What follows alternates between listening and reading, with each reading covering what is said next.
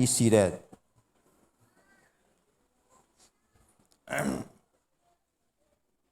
All right, I hope you're ready. Amen. So, ang pinag-uusapan natin, naalala niyo pa ba? Ang challenge, ang sabi ko sa title ng ating mensahe, be a what? A spiritual person. No? Ito yung pinaka-highlight ng mensahe ito. Be spiritual. Huwag maging natural, tapos na tayo sa pagiging natural man. At hindi na tayo dapat maging carnal. Dapat tayo yung Kristiyanong lumalago. Carnal lang na Kristiyano ang hindi lumalago. Amen. So, lagi medyo i-emphasize pa natin yung spiritual man ngayon. No? Medyo pag-usapan pa nating bahagya yung spiritual man ngayon. Kasi ito yung pinakamahalaga eh. No? Ulitin ko, para sa mga wala kaninang umaga, hindi rin na-miss nyo yung introduction ng mensahe at yung pasimula ng mensahe na ito, ay napag-usapan po namin kaninang umaga is about the natural man and the spiritual man. No? Kaya ibabalik ko lang kayo ng bahagya. The natural man, ito the natural person, ito yung tao na sinful in nature. Kaya wala siyang kapangyarihan i-resist yung kasalanan. Tuloy-tuloy lang ang kasalanan. Wala siyang power para i-resist ang kasalanan. Kasi nga, siya ay natural person, natural man. No, yung sinasabi ni Apostol Pablo. Bakit hindi niya tinatanggap? Sabi ni Apostol Pablo, but the natural man receiveth not the things of the Spirit of God, for they are foolishness unto him. Ito'y kamangmangan sa kanya. At wala siyang pangunawa because he is spiritually discerned. No, they are spiritually discerned. They are spiritually blind. Oh? Kaya hanggat hindi siya naliligtas, mananatili siyang natural man, natural person, na sinful in nature. So ang pag-asa lang ng natural man para magbago ang buhay at mapunta siya sa pagiging spiritual man, spiritual person, ay yung siya ay maligtas. Binanggit ko na sa inyo kung paano maligtas, kayo mga first-time visitors, paano ka maliligtas, tanggapin mo lang ang Panginoong Hesukristo sa iyong puso bilang Panginoon mo at tagapagligtas. Sa church na ito, yan lamang po ang pangunahin namin mensahe. I-preach ang gospel. Pag sinabing gospel, this is the death, the burial, and the resurrection of the Lord Jesus Christ. Yun ang mahalaga nun, yung pagkamatay at muling pagkabuhay ng Panginoon, doon tayo nagkaroon ng pag-asa ng buhay. Yung totoong buhay, as in the eternal life. Kaya kung paniniwalaan natin sa sampalataya natin ng Panginoon, magkakaroon tayo ng gift of eternal life. May chance na tayo ngayon lumago bilang isang Kristiyano at maging spiritual person. No? So maging spiritual person. Mamaya kukuhanin ko yan, mga bagong ano naman ang kukunin natin ngayon para walang hihimatayin. Kanina namatay yung body. No? Kasi nag-collapse sa sobrang init. Toy, halika. Para hindi ka antok-antok. Diyan ka lang sa baba, para hindi ka mahulog. Ito si Brother Eddie Manzano. No? Edu Manzano. No? Siya ngayon ang tatayong body. No? Siya yung body. Tapos si Binaya, halika. Ito yung, taas ka. Taas. Sa likod ni Tutoy. Yan. Siya yung soul. Siya yung totoong tao na nakatira sa katawan. Kahit gaano mang kapangit yung katawan, basta maganda yung kaluluwa mo, ayos lang yun. Toy, hindi ko sinasabing pangit ka ha. Sinasabi ko kahit gaano kapangit. Pero hindi ka pangit. In fact, may nagagwapuhan nga sa'yo dito eh. Huwag niyong sasabihin na pangit si Tutoy. Ano yan? Korean product yan. Korean product yan. Soul, as an spirit. Si Yasin. Yasin, wala tayong iba eh. Ikaw talagang ano eh. Ikaw lang talaga. Ay, ito pala. Meron pala dito. Halika rito. Isa-isa ka pang ano, para may pakinabang ka ngayon. Magpasaway ka kagabi eh. Dito ka sa likod. Hindi ka naman makikita eh. Yan. At least tago ka. No? Okay na. Pwede kang matulog dyan. Ito yung spirit. Nung nilikha ng Diyos ang tao, kumpleto. Ito yung tao, totoong tao, no? Yung soul. Pero wala pa siyang buhay. Inilagay siya sa katawan, ito yung katawan. Pero wala pa siyang buhay. At until nung siya'y sinangahan ng Panginoon, nagkaroon siya ng buhay. Kaya yung kaluluwa ay naging kaluluwang buhay. Because of the Spirit of God. At hindi itong spirit and soul ay hindi na yan magkakahiwalay. Ang ihiwalay lang itong katawan. Minsan isang araw, mamamatay ito, ililibing. Pero ito mananatiling magkasama at pupunta sila sa destinasyon na dapat nilang pustahan. Pag yan ay nanatiling natural, pupunta. Pag nanatiling natural person, pupunta sa impyerno. Pero pag yan ay naligtas, magiging spiritual, pupunta yan sa langit.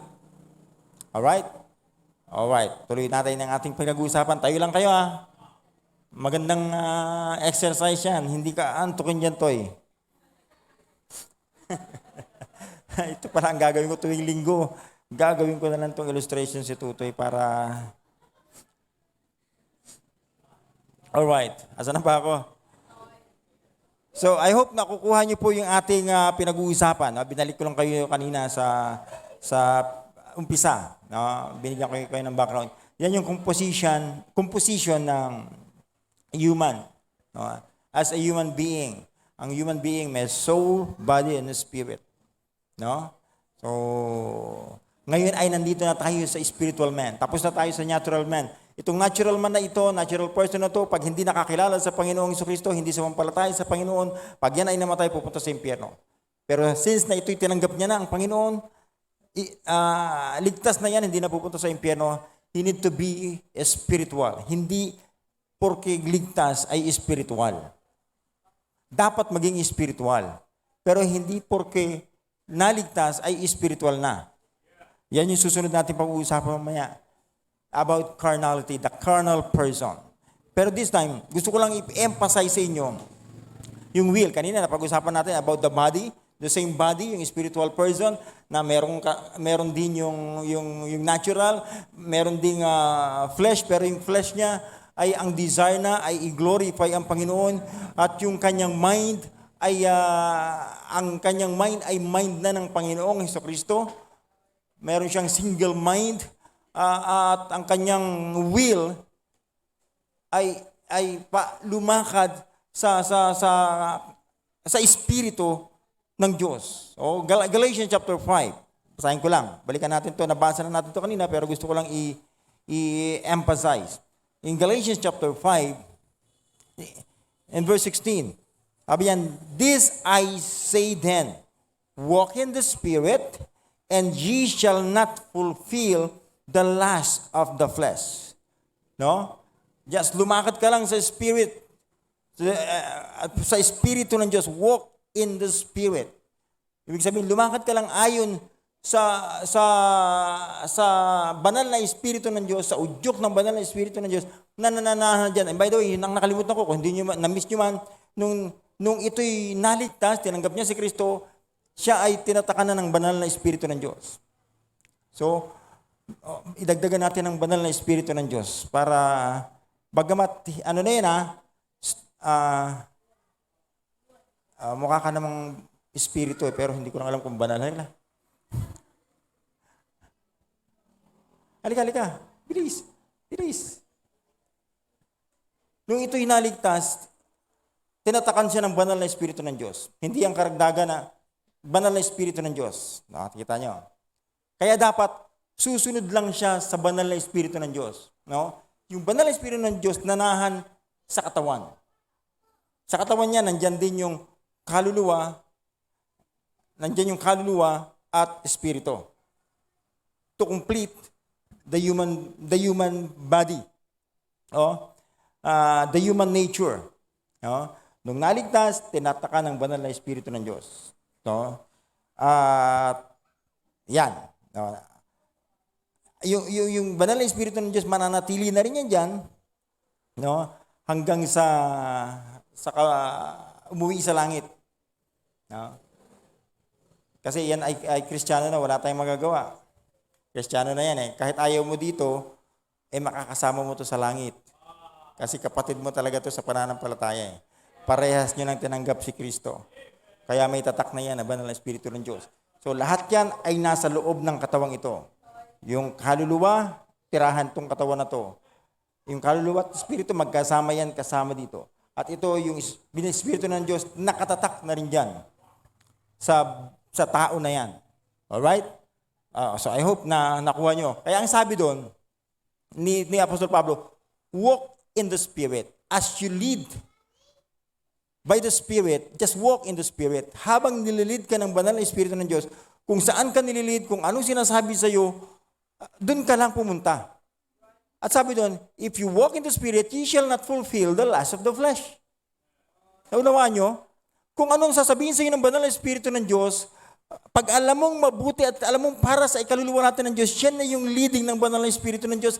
Hindi mo kinakailangang kilabutan at maramdaman mo yung, kinakausap ako ng banal na Espiritu ng Diyos, kinikilabutan ako. Minsan, yung kinikilabutan ka, delikado yun. Minsan, parang kulang sang sa paligo. Ganon.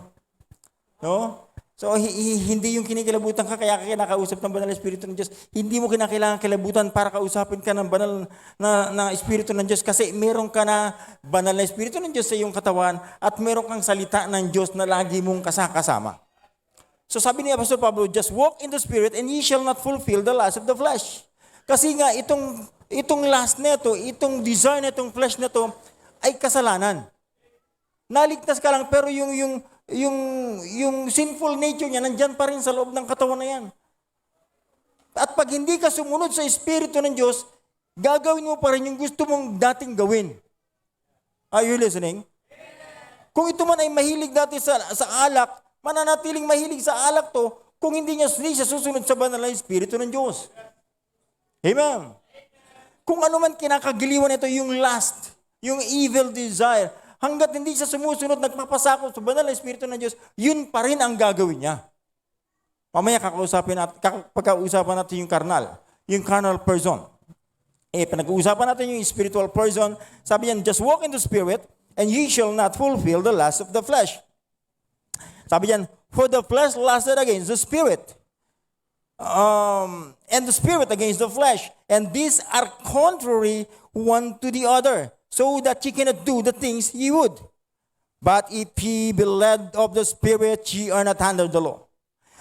Okay, ganito Sabi diyan, for the last, makikita nyo, nung ikaw ay naligtas na, at unti-unting nagbabago yung buhay mo, kasi naririnig mo mula sa salita ng Diyos, yung mali at tama.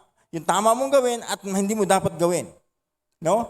At dahil narinig mo na yung katotohanan na yan, mag-aalingaw-ngaw na sa tenga mo yan. Kaya tuwing ibabalik ka sa kasalanan na itong katawan na ito, pag binabalik ka, merong nagkukontra na experience nyo yun. I hope na experience nyo. Na itong minsan gusto ng katawan na ito matulog. Pero may simba. Di ba? Nag-uusap sila, magsisimba ba ako ngayon o hindi? Di ba, no? Tinatanong mo pa, samantalang alam mo naman na tama yung magsimba. Amen. Mananalangan ba ako o hindi? I hope you're listening. Pupunta ba ako dun sa barkada ko o hindi? Iinom pa kaya ako ng alak o hindi? So, merong struggle.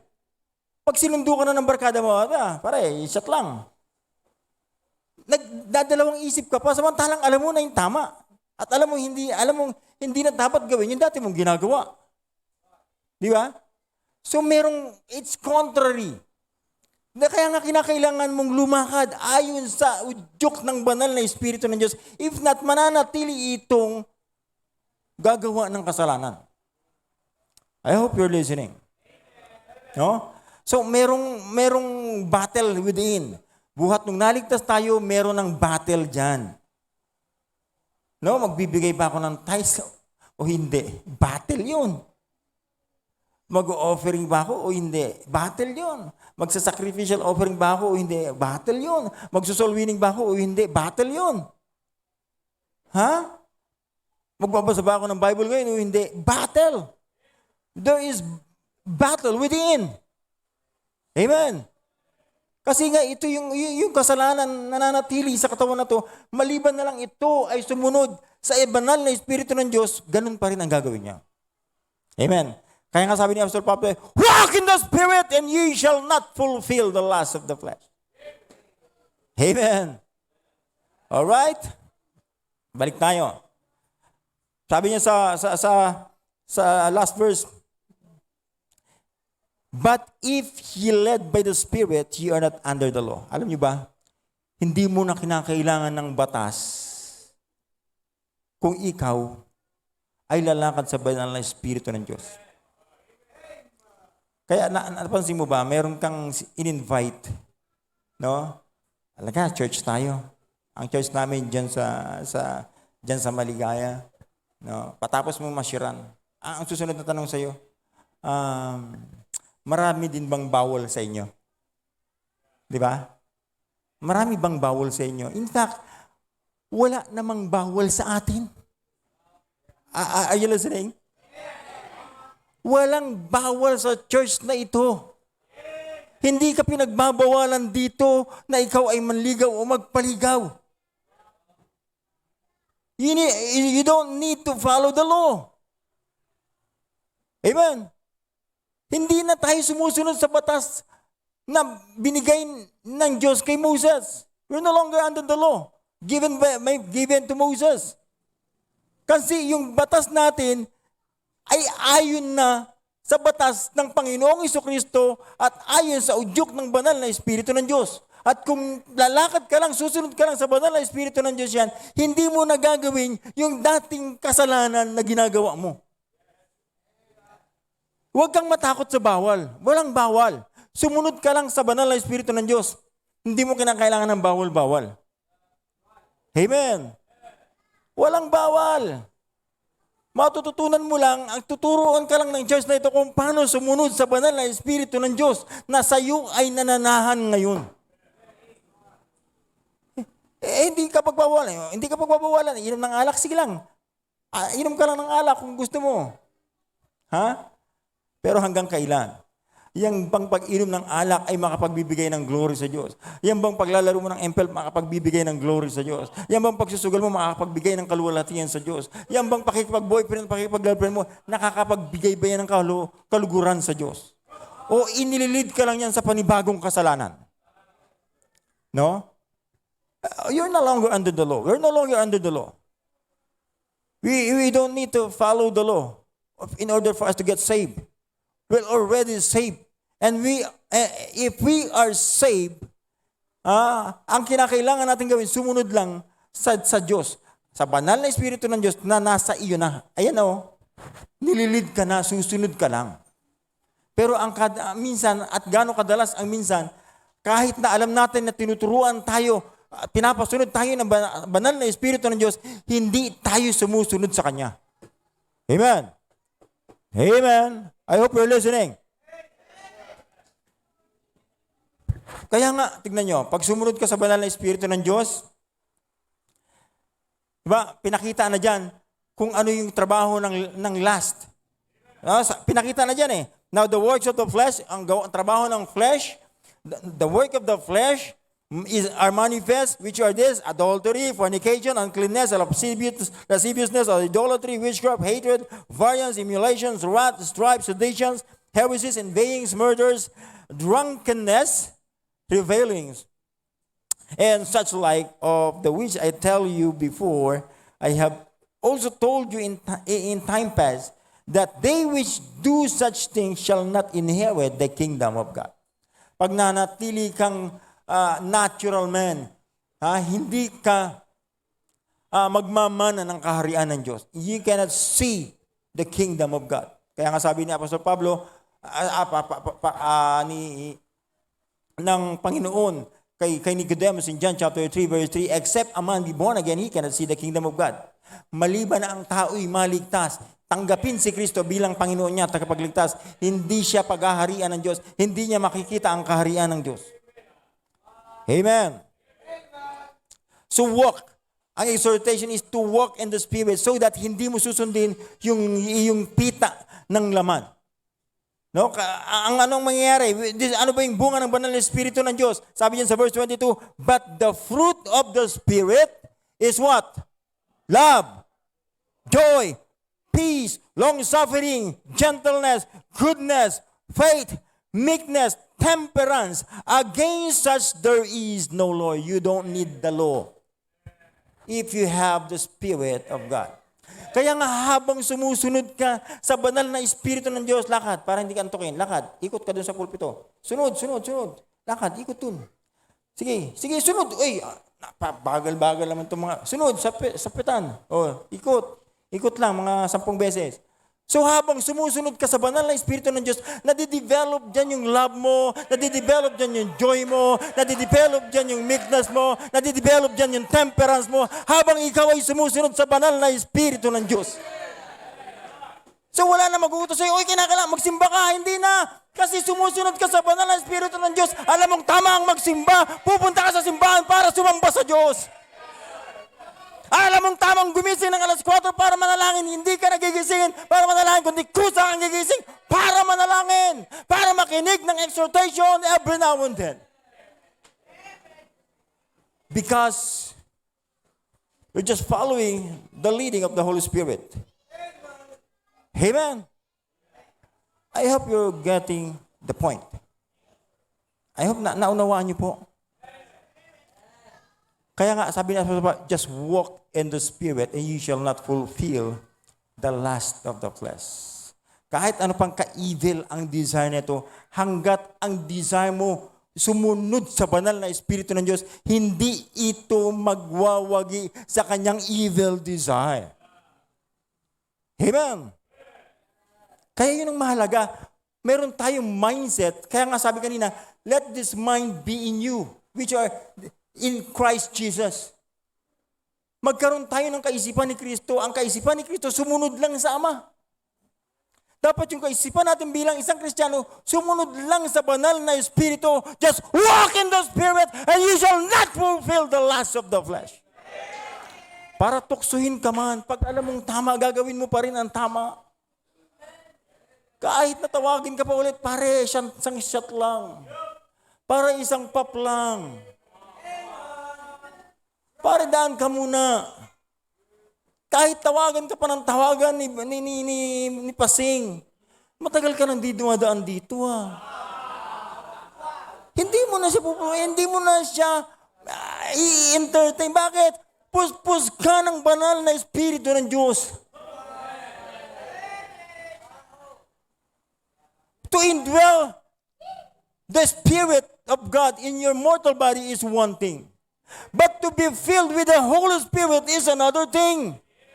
Pinapraktis yan yung pagsunod hanggang sa matuto tayong sumunod sa leading ng banal na Espiritu ng Diyos. Kaya pag alam mong tama, gawin mo na kasi yun yung mismong kalooban ng Diyos sa'yo. Amen. I hope na naunawaan niyo po yung pinag-uusapan natin. Amen. Medyo maliwanag ba? Maliwanag ba yung pinag-uusapan natin? Nadi-develop yung love na yun as we follow the Holy Spirit of God. As we obey the Spirit of God. Nadi-develop lahat yan. Amen. And besides, ang banal na Espiritu ng Diyos, kinukonfirm niya. No? Pag-usapan natin yung Spirit. Spirit naman spiritual man na tayo No? Yung Espiritu natin, sabi ng Romans chapter 8. Romans chapter 8.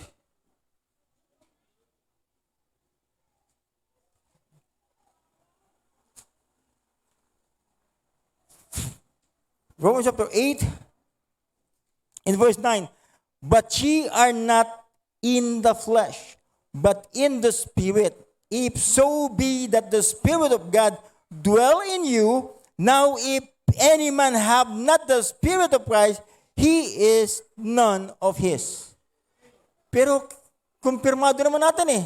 Sigurado naman natin, tinanggap natin ng Panginoon. Sigurado natin pupunta tayo sa langit pag tayo namatay. Yun ang ating pananampalataya. Kaya nga ang tanong, sumusunod ka ba sa banal na Espiritu ng Diyos na nananahan sa iyo ngayon? Amen. Because you are no longer in the flesh, but in the Spirit. Please drop down to verse number 16. Verse 16, sabi diyan, the Spirit itself beareth witness with our spirit that we are the children of God.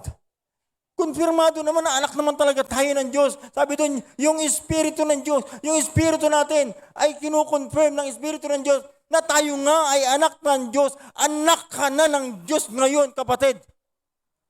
We need to be a spiritual. Be a spiritual person. Amen. I hope na unawaan niyo po yung pinag-uusapan natin. Maliwanag po ba yung pinag-uusapan natin? Ang kagandahan pa nga doon, dahil meron na tayong banal na Espiritu ng Diyos, merong tayong, binigyan tayo ng Diyos ng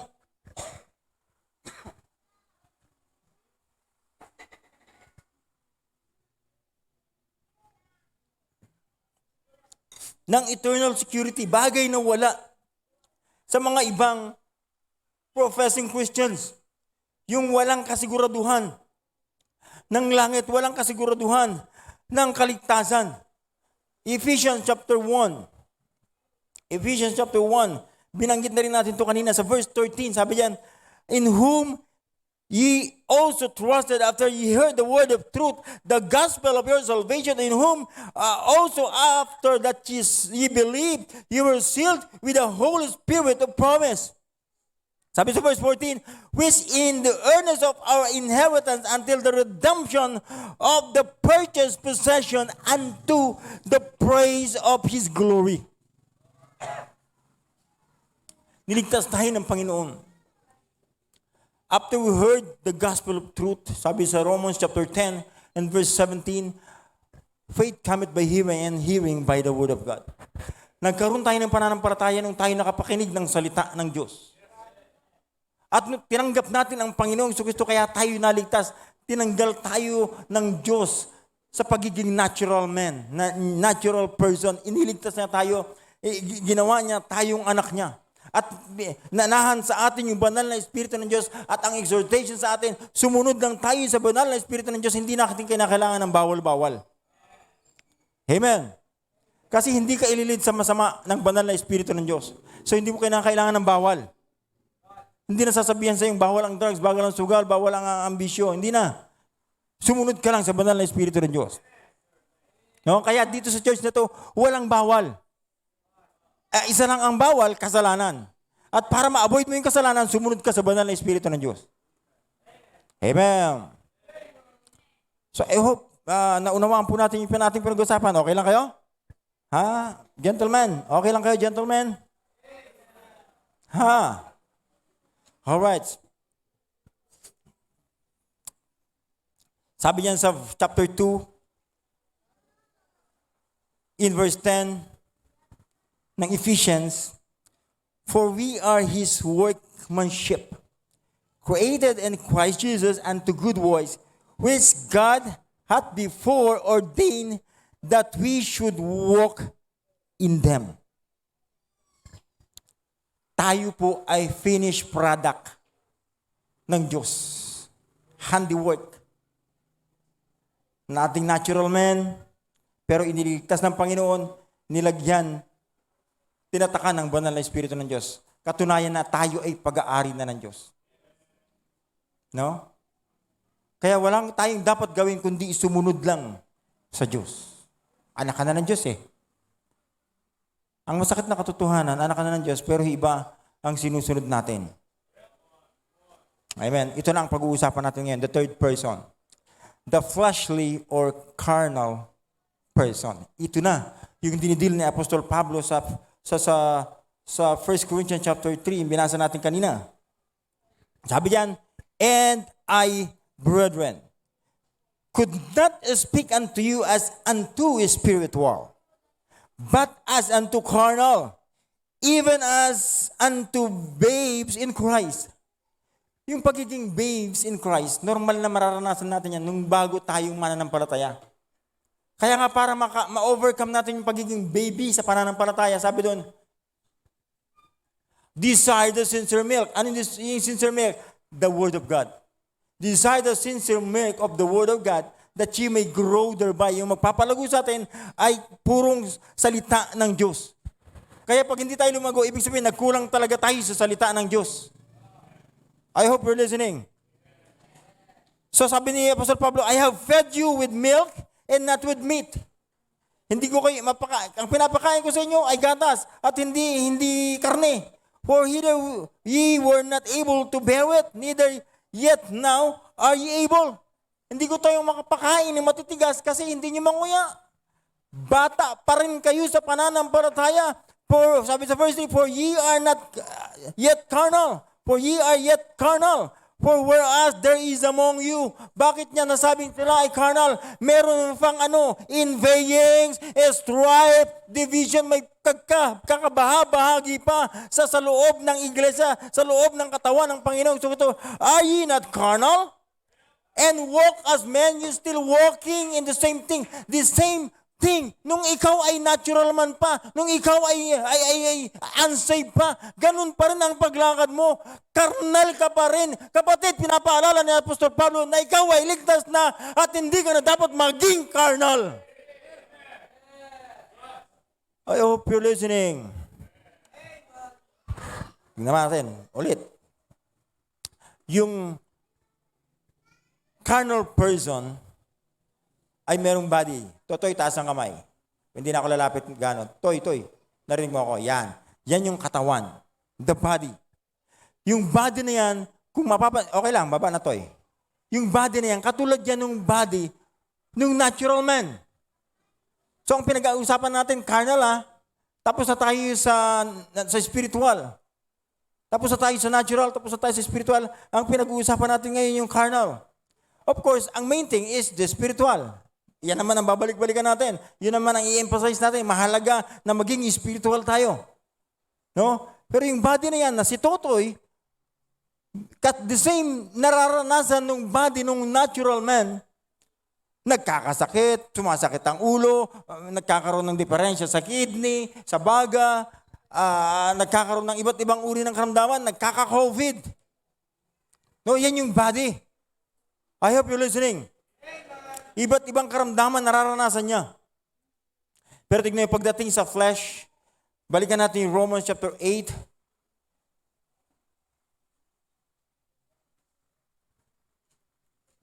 Pagdating sa flesh, sa verse 8,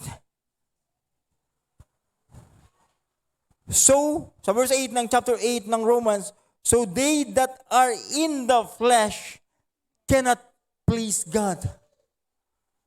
Kala ko ba, we are the result of God's handiwork.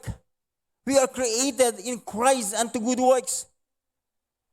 Pero bakit ganun pa rin?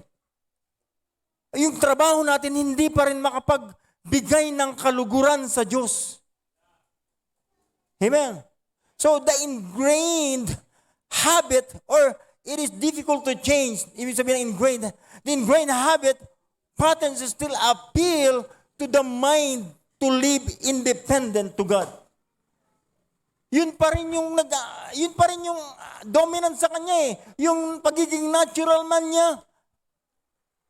Yung pagiging dominant niya sa Diyos, pagiging independent niya sa Diyos.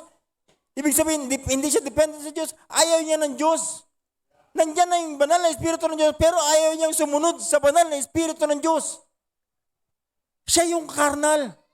Kaya nga may pag-inggit, kaya nga may pagkakabahabahagi, kaya nga merong madaling ma-offend. Yan ay bunga ng kakarnalan natin. Hindi yan bunga ng ka-espiritual natin. Yan ay bunga, maliwanag, nakakarnalan natin. Yung ma-offend ka sa misis mo, dahil hindi sumunod sa instruction mo, normal yun. Bihira ka naman, hindi ka sumusunod eh. Pero yung i-offend mo yung mga kasama mo, dahil in-offend ka ng misis, yun ang hindi normal. I-deal natin yung pagiging karnal natin, kapatid. Huwag mong tatablahin ng Panginoon. Kung ikaw ay may ministry, huwag mong papabayaan yung ministry mo. Kung alam mong may tatrabahuin ka pa sa Panginoon, huwag mong papabayaan, hindi gawin. Kung alam mong yan ay kinumit mo sa Panginoon dahil lang sa pagka-offend mo kung kanino. I hope you're listening. Kaya nga mahalaga yung commitment. Di ba yung misis mo, kaya hanggang ngayon kasama mo, kasi commitment mo yan eh.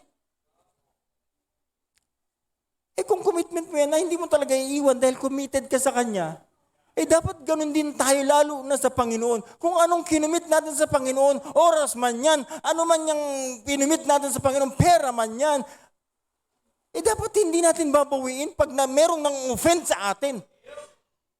Di ba nakakainis isipin, kung meron mang na-offend na sa atin, babalik-balik tayo sa pagiging old sinful nature natin. Walang iba kundi yung Diyos sa buhay natin. Matagal na siyang nakatira sa iyo, kapatid, pero hindi mo siya sinusunod. Are you not carnal? I hope you're listening. Amen. Parang nahihirapan kayong sumagot.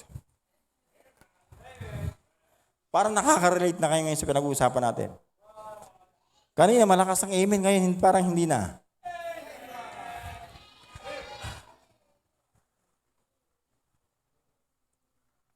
Kapatid, how about the mind? Yung mind kasama sa kanyang soul.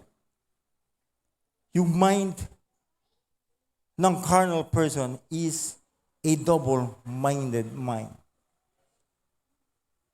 Ito yung soul eh. Kaya nga si James, na half-brother ng Panginoong Kristo, ang exhortation niya sa mga Kristiyano, sabi niya, a double-minded man is unstable. Ibig sabihin kaya sinasabi yun ni James, ayaw niyang manatili kang unstable. Pabago-bago yung isip, walang fixed na mind. Dapat kung ano yung kinumit natin sa Panginoon, fix yung mind mo dyan. Walang makakasira ng iyong pinangako sa Panginoon. Wala, kahit bata, kahit matanda, bata o sino man, o pangangailangan man, kahirapan man, pagkain man, lalo ng pagkain, hindi dapat ikaw ma-open dahil sa pagkain at hindi mo na masunod yung kalooban ng Diyos sa iyo. Amen. I hope naunawaan po natin ang ating pinag-uusapan. How about the emotion? Unstable emotion. Moody. Ang sasabihin ng mga babaeng nireregla, meron kasi ako ngayon eh. Justification ng kanilang bad attitude. Ang tanong ko, kung meron ka ngayon, nawala na ba yung pagiging Kristiyano mo? Are you not carnal? I hope you're listening. I hope nakikita natin kung nasaan na tayo nakapattern ngayon, nasaan na ang kalagayan ng buhay Kristiyano natin ngayon. Tingnan niyo po, balikan ulit natin. Babalik-balik tayo dito sa pinag-uusapan natin. Galatians chapter 5. Meron lang akong gusto ulit i-emphasize. Galatians chapter 5. In verse 16. This I say then, walk in the Spirit, and you shall not fulfill the lust of the flesh. For the flesh lusteth against the Spirit, and the Spirit against the flesh, and these are contrary to one to the other, so that ye cannot do the things ye would. Hindi mo magagawa yung gusto mong gawin para sa Panginoon dahil may kumukontra. Ano yun? Yung lust, yung flesh. I hope you're listening. At pinakita dyan ni Apostol Pablo, yung lust of the flesh. Pag ang flesh ang nagtagumpay sa atin, ito ang makikita natin. The works of the flesh are manifest, which are this. Ano yun? Adultery and so on and so forth. Yan na yun. Yan yung nagmamanifest. Yun yung kadalasang nagmamanifest sa buhay ng Kristiyano. Why? He is still walking after the flesh. Oftentimes, mas madalas siyang lumalakad ayon sa flesh, ayon sa pita ng laman, ayon sa evil desire.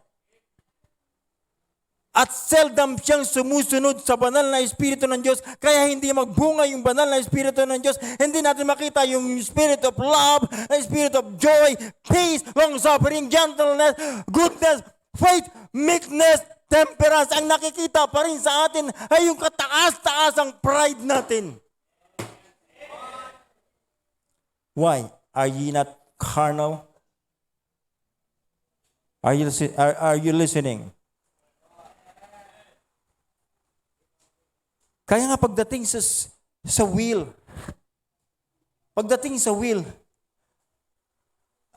or pagdating sa spirit, si Apostol Pablo ay merong exhortation. Kasi kadalasan, yung ating spirit ay nakikwench. Alam mo yung nakikwench? Namamatay. Dati-rati ikaw ay active staff of this church. When you say active, lagi kang nandyan, always present, active. Why? Because you love to serve the Lord. Pero ang masakit, pag namatay yung spirit, na-quench yung spirit, titigilan mo na lahat ng ginagawa mo sa Panginoon lahat. Dati. Madaling mamatay. Why? Unstable mind. Pabago-bago ang isip. Kaya nga, ang solusyon, babalikan natin, just walk in the Spirit! And ye shall not fulfill the lust of the flesh. Itong katawan na ito, walang ibang gustong gawin kundi matulog kahit sa preaching. Pero pag meron kang mind, susundin ko yung banal na Espiritu ng Diyos. Kahit na gano'n ka antok pa yan, pipilitin niya gumising para makapakinig ng salita ng Diyos. Ay, kapatid, naranasan ko rin yan doon sa Taguig. Nung ako'y nag-aaso sa Taguig, una kong assignment sa labas, bagay na hindi ako komportable. Kasi gustong-gusto kong makinig, pero hindi ko mapakinggan kasi maraming distraction sa dami ng tao. At nag-a-usher ka ng tao, mamimiss mo talaga. Wala pa man ding record pa dati. Hindi mo mababalikan katulad ngayon. Kaya bahagya ka makakapakinig ng salita ng Diyos, bahagya mo makukuha yung mahalagang mensaheng dapat mo makuha. At until na nakarating ako sa pew na yan, sa first line na yan, at doon ako sa dulo dahil dyan ako. Naging close in security na ako. Bagay na gustong-gusto ko kasi nakakapakinig ako nang walang istobo sa salita ng Diyos. Amen. So dapat ganun, kapatid. Huwag natin hayaang mamatay yung ating kasigasigan sa paglilingkod sa Diyos dahil lang sa maliit na bagay. Huwag natin nang pahalagahan yung sarili nating ito kasi wala naman talaga, kung tutusin, wala naman talagang value ito eh. Dati natural man tayo, dati papunta tayo sa impyerno, niligtas lang tayo ng Panginoon, inilagay tayo sa pamilya ng Diyos at inilagay tayo sa iglesia ng Diyos para magamit tayo ng Panginoon. How in the world, sa isang maliit na bagay, ma-open ka, iiwanan mo na yung ministry pinagkatiwala sa iyo ng Panginoon. I hope that's clear. I hope you're getting the point.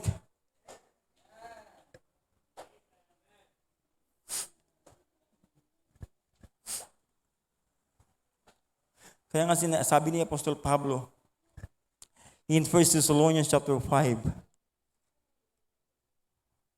1 Thessalonians chapter 5.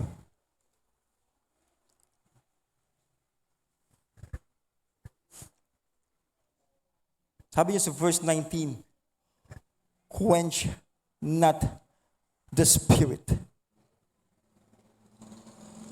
Alam mo, magaganda yung exhortation dyan ni Apostol Pablo sa mga taga Thessalonica. In everything, sabi niya sa verse 18, in everything, give thanks. For this is the will of God in Christ Jesus concerning you. Sa lahat ng bagay, magpasalamat tayo sa Panginoon. Pag may nag-offense sa'yo, magpasalamat ka sa Panginoon. Panginoon, salamat ay may nag-offense sa akin. At kahit offended ako, gagawin ko pa rin yung pinapagawa mo sa akin. Kasi sabi niya, quench not the spirit, despise not the prophesying, prove all things, hold fast that which is good, abstain from all appearance of evil. Ini-entertain kasi natin pag umapil na yung diablo eh. Diablo talaga to eh. Kapatid, hindi yan diablo. Yung kapatid mo, hindi yan diablo. Minsan ginagamit lang ng diablo. Minsan mukha lang diablo. Pero hindi talaga diablo yan. Ginagamit lang ng diablo yan para ikaw ay lumago sa iyong pananampalataya.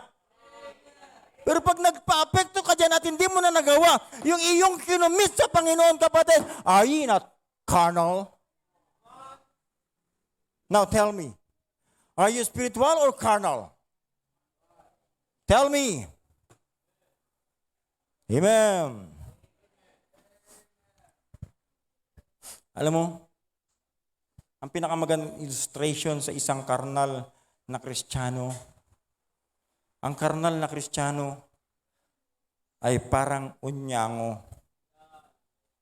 Ang unyango, pag saan siya nadikit, kakulay niya yung nadikitan niya. Kaya hindi mo siya mapapansin. Pag nandun siya sa crowd ng mga Kristiyano, Kristiyano yan. Pag napunta siya sa mga spiritual na tao, spiritual yan. Pero pag nasama rin siya sa mga kapwa niya karnal, karnal din yan. Pag nabalikan niya yung mga dati niyang barkadang natural man, parang natural man pa rin yan. Amen. Unyang madali siya magpalit ng kanyang kulay. Kapatid, hindi ganun ang Bible. Hindi ganun yung tinuturo sa atin ng Panginoon. Walk in the Spirit and ye shall not fulfill the lust of the flesh. Kahit anong imbitasyon pa sa'yo ng diablo, ibalik ka sa kasalanan dahil meron kang mind na gusto mong sumunod sa banal na Espiritu ng Diyos, gagawin mo pa rin yung kalooban sa'yo ng Diyos. I hope maliwanag po. Malapit na po. Tapos na, malapit na po. Oh, I'm almost done. I'm almost done. Kaya sabi ko, the spiritual person is maturing person. Kung ikaw ay spiritual na Kristiyano, ikaw yung Kristiyanong lumalago, nagmamature. Pero pag nawala yung pagiging spiritual mo, tingnan mo, hinto na rin yung paglago. Kaya nga ang solusyon, andun pa rin. Balik tayo doon. Walk in the Spirit! Walk in the Spirit and ye shall not fulfill the lust of the flesh. Sigurado ko, pag nilid ka ng banal na Espiritu ng Diyos, ang gustong mangyari sa iyo ng banal na Espiritu ng Diyos ay magamit ka sa gawain ng Panginoon to the foolish. Ha? Gusto kang gamitin sa lahat ng pagkakataon ng Diyos. Kaya tayo naligtas at dinagdag ng Diyos sa iglesyang ito dahil gusto ng Diyos na ikaw ay gamitin ng Diyos. Hindi ka dinala ng Diyos dito para ma-offend ka lang. Nilagay ka ng Diyos dito para gamitin ka ng Diyos sa ikaluluwalhati ng Diyos. Maraming avenue ang ministry ng Diyos. And this is open for everybody. Nakakahiya naman. Sabi ko nga, ito yung pupunta ko dun sa Sunday school tuwing umaga, si Tutoy ang nandun. Hindi niya alam magsulat at magbasa. Pero siya yung nagtuturo, nagpapaawit, naglilid sa pananalangin dun sa mga bata. Asa na yung may mga pinag-aralan? Asa na yung merong alam na mas marami pa siyang matuturo sa mga bata? Nakakaya naman na tayong mataas ang pinag-aralan, hindi makapagturo sa mga bata. Papaubayan na lang natin sa kapatid natin na hindi nga nakapag-aral. Kaya nga sabi ko, challenge ko kay Tutoy, mag-aral ka, Toy. para lalo ka pang magamit ng Panginoon. Amen. Pero kayo mga pinag-aralan, kayo yung mga anak, hindi ba kayo naaawa na yung mga anak nyo walang nagtuturo? Ha? Wala ka bang burden para ikaw ay magpunta doon? Sasabihin mo sa Panginoon, Panginoon, gusto kong mag-commit, gusto kong maging Sunday school teacher, gusto kong tulungan yung mga bata na lumaki, na manatili yung Diyos sa mind nila. O wala ka rin pakialam? Are you not carnal? Ha? Buti pa yung mga bata dito, nakakaawit sa choir kahit hindi pa marunong magbasa eh. Ikaw na merong maayos na boses, pwede kang kumanta, sumama sa choir, pwede kang kumanta para sa Panginoon. Pero ayaw mong gamitin yung talento mo para sa Panginoon. Salamat sa mga bata. Merong desire umawit para sa Panginoon. Pero ikaw na may talentong binigay ang Diyos, ayaw mong ipagamit sa Panginoon. Are you not yet carnal? Kaya nga sabi ko, my exhortation, be a spiritual person this evening. Be a spiritual person by simply walk in the Spirit. And this is the principle. To walk in the Spirit is the only key to avoid carnality. Yan yung sinabi ko kanina sa ating principle of the day. To walk in the Spirit is the only key to avoid carnality. Amen. Therefore, walk in the Spirit to avoid carnality in our Christian life. I hope the message is clear, brethren. Tanungin mo ang sarili mo ngayon, am I a spiritual Christian or a carnal Christian? Masasagot mo na ngayon yan. Spiritual na ba ako o may kakarnalan pa rin? Kapatid, we need to grow. Kung alam mong meron ka pang kakarnalin, you need to grow. Ang solution lang, walk in the Spirit to avoid carnality. Because this is the only key. No? To avoid carnality is to walk in the Spirit. I hope the message is clear. Para matulungan natin yung tingnan natin mo, para matulungan natin yung pagkahumaling ng flesh na ito sa mga bagay na makamundo. Pag pinabayaan mo to, hindi mo tinuruan na sumunod sa banal na Espiritu ng Diyos, hindi mo yan dinisciple tulad ng team natin. Ang susundin niya, yung old sinful nature niya. Ano yun? Matulog, kumain, gumala, mag-computer, maglaro ng ML, mag-TikTok, umanap ng barkada, maghanap ng chicks, maghanap ng boy. Pumunta sa sugalan, pumunta sa inuman, pumunta sa lahat ng kamunduhan. Pag hindi mo tinuruan sumunod sa banal na Espiritu ng Diyos. Kaya parents, mahalaga ang papel natin dito. Our team is my family, my disciple. Napakahalaga ng ating papel kung paano sila tuturuan na sumunod sa banal na Espiritu ng Diyos. Pero hindi natin sila mapapasunod sa banal na Espiritu ng Diyos kung tayo mismong magulang ay hindi sumusunod sa banal na Espiritu ng Diyos. Then, ask yourself once again, am I carnal or spiritual? Ikaw lang ang nakakalam niya. I hope the message is clear. Thank you, gentlemen. Thank you. Tayo pong lahat ay tumayo at tayo po'y manalangin. Let us pray. Dakilang Diyos, amang makapangyarihan sa lahat.